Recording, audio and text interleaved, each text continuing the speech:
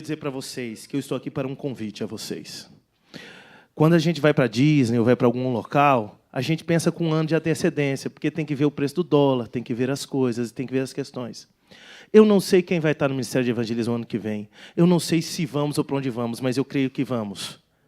E eu queria convidar você a começar a planejar por isso. Porque ali você vai ser dado uma rua. Para mim foi dada uma rua. Eu vou tentar discorrê-la bem breve, porque ali eu entrei na casa da Zilda.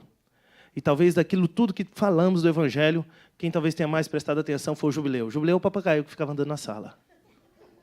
E às vezes você vai ter essa experiência.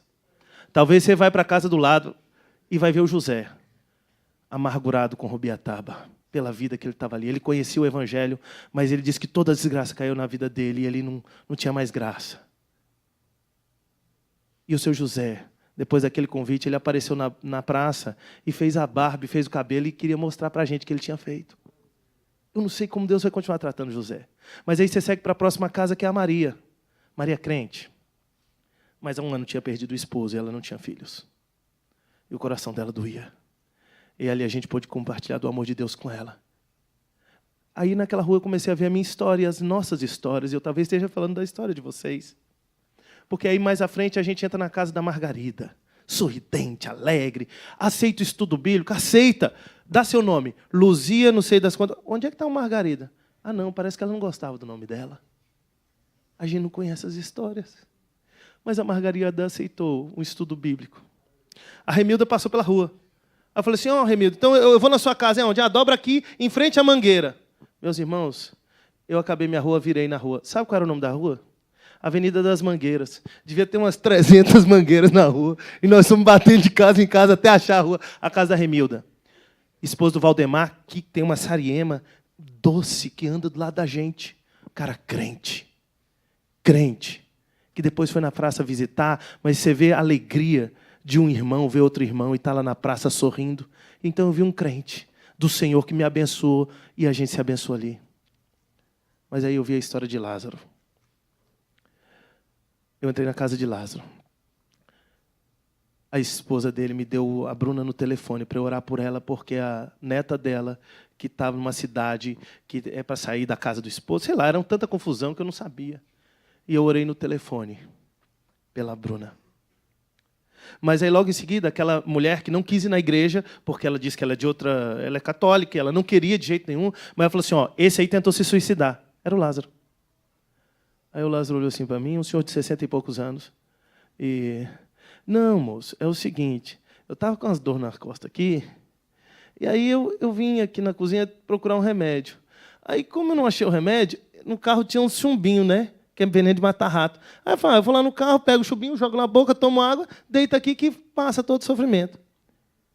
Às vezes a gente se engana com o sofrimento e não vai ao ponto do sofrimento. E eu falei, Lázaro, então eu estou aqui exatamente por isso. Porque Deus deixou você viver, porque ninguém ali entendia como ele tinha vivido com tanto chumbinho que ele pôs na boca. Porque eu quero que você vá na igreja amanhã comigo. Só que quando eu disse que você é confrontado com sua história, talvez você permeou assim, eu fui confrontado com a minha. E a última casa que eu conto é a do José e da Clara. A Clara, que é irmã da Carmelina, esposa do Lázaro. Neles eu não falei da igreja nem nada. Entrei muito católico, um senhor de 83 anos, operado de catarata, que tinha que ficar lá na casa por muito tempo. Eu falei assim, eu vou falar de Jesus. E comecei a falar de Jesus. E ele mantinha a televisão ligada, até que ele falou assim, eu sou de Perdões. Engraçado, meu pai nasceu ali depois do Rio. Esperei ele contar, e aí eu virei para ele e falei o seguinte, você conhece Chico Zaria? Ele virou, fez desse jeito, mais ou menos assim, o curandeiro? Queridos, Deus muda histórias. Talvez vocês não saibam, mas meu bisavô, ele meio que mandava numa região, ele era curandeiro.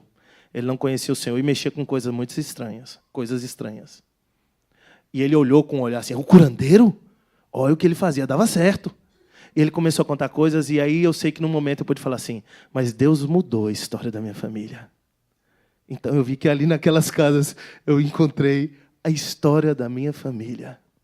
Numa cidade que eu nunca fui, não é a cidade dos meus pais, Não é nada, mas ali eu encontrei, eu falei assim, eu sabia dessa história, confirmada por uma pessoa que falou coisas ali, eu falei assim, então o que meus tios falavam não era engodo, não.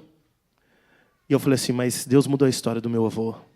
E Deus mudou a história da minha casa. E eu estava ali naquelas casas para falar desse Jesus. Eu fui confrontado com a minha história, a realidade da minha casa foi mudada. Ano que vem eu queria que você fosse para você ser confrontado também. Para ser confrontado, se você está apto a responder a todos aqueles que quando perguntarem a razão da vossa fé. Você tem que estar com a palavra na boca. E ali a gente pode falar de Cristo. Lázaro foi na igreja no sábado. Lázaro foi na igreja. Ele entrou numa igreja que ele não entraria nunca. E ele entrou pela primeira vez naquela igreja. Não sei como vai ser o continuar, mas eu sei que a semente é lançada. E eu espero que haja boas terras boas lá nos corações, e em nós também. Meu pastor, que Deus nos abençoe.